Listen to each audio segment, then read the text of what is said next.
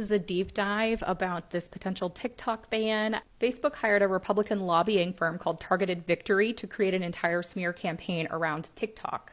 In 2022, Targeted Victory received $187,336,081 for lobbying activities. There are 156 of them, but I'm just going to show you a few of them. So National Republican Congressional Committee, $30.5 million. Team Scalise, $12.4 million. Rubio for Senate, $11.9 million. Ron Johnson for Senate, $8.7 million. Congressional Leadership Fund, National Republican Senatorial Committee, Stand for America, Champion American Values. Do y'all see a pattern? Zach Moffitt is the CEO of Targeted Victory, and I want to just scroll down here and show you the enormous amount of diversity within this organization. Hopefully this doesn't hurt anybody's eyeballs, but I feel that it's very important to witness this. Wow, so diverse.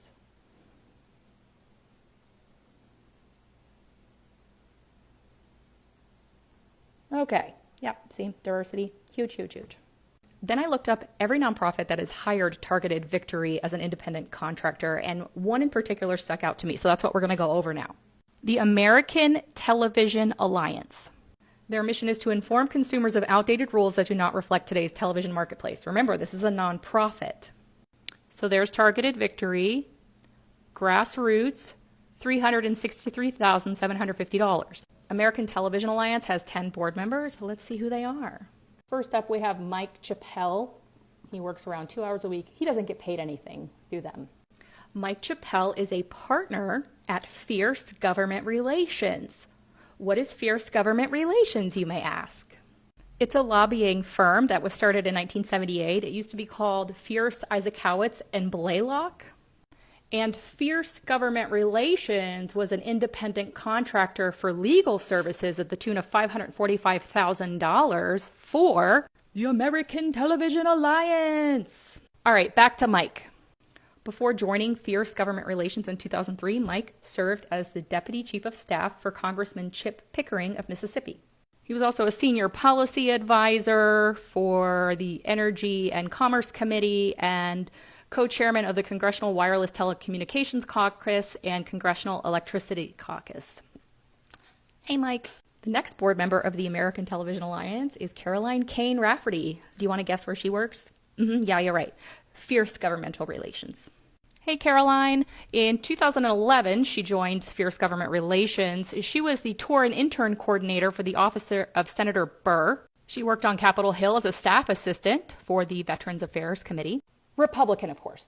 And the next ATA board member is Jeffrey Blum. Right there, there's our buddy Jeff, and he is the Executive Vice President of External and Legislative Affairs for DISH.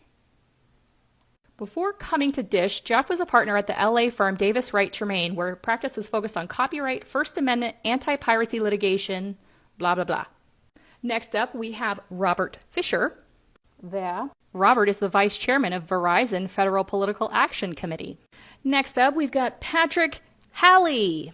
There's Patrick. Patrick is the president and CEO of WIA, also known as Wireless Infrastructure Association. Next ATA board member is Ross Lieberman. That is a very giant picture of you, Ross. He is the senior VP of Government Affairs at Hotwire. There's Ross. I couldn't find anything on John Lively. It's kind of a common name, so we're just going to skip him. All right, Lee Schroeder, you're next. ATA board member Lee Schroeder is the Executive Vice President of Government and Community Affairs at Altus. That's Lee, and Altus was acquired by Cablevision. And the last ATA board member is Vanessa Cinders. Vanessa recently opened her own consulting firm. Congratulations, Vanessa. Prior to that, she was the SVP for Congressional and Administrative Affairs for Charter Communications. She also worked for the American Hotel Lodging Association. In simplistic terms, board members of the American Television Alliance were either former congressional staffers or they worked for major media outlets. And remember, ATA hired Targeted Victory for around $363,000 to help them with grassroots activities. Remember, we also learned that American Television Alliance hired Fierce Government Solutions for $545,419 to help them with legal services. I want to show you really quick who Fierce Government Solutions works for. who they lobby for. There are 67. We've got Apple, American Television Alliance, Oracle, United Health Group, Apollo, Delta. You see all these, and look at these numbers, y'all. Oh, Charter Communications. That's a familiar name, isn't it? Interesting. All right, we got the pharmaceutical industry, UPS, the Paper Association. Oh, tobacco industry. Oh, would you look at that? Taiwan, SoftBank, the NFL, National Pork Producers Council, more pharmaceuticals, Chipotle, Stanford, Hugo Boss, Pepsi. We got 3 securities and investment services. Telecom.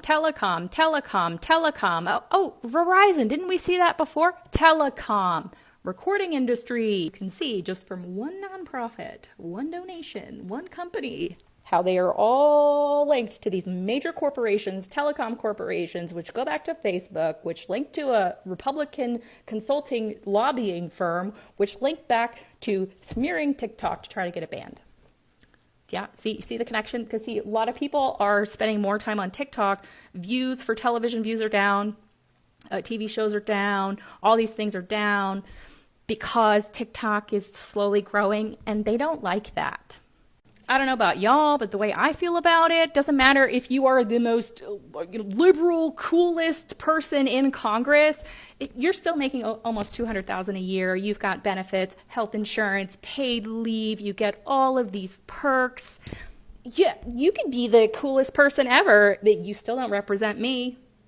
The lockdown and COVID, I've lost everything I once knew. I've got hardly anything to show for it. I don't even have a car. So many of us are in my situation. Like, I'm smart. I'm busting my butt. I'm doing what I can. There is a club, y'all, and we're not in it. We're not in it.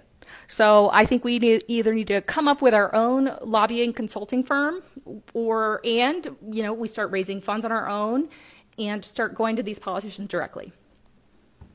I'm willing to do that. I'm good at that. I just want to be able to have a vehicle, be able to put food on my table, be able to take care of my kid. I freaking hate this damn country sometimes. There's so many of us that don't have squat right now. And y'all want to talk about a freaking TikTok ban.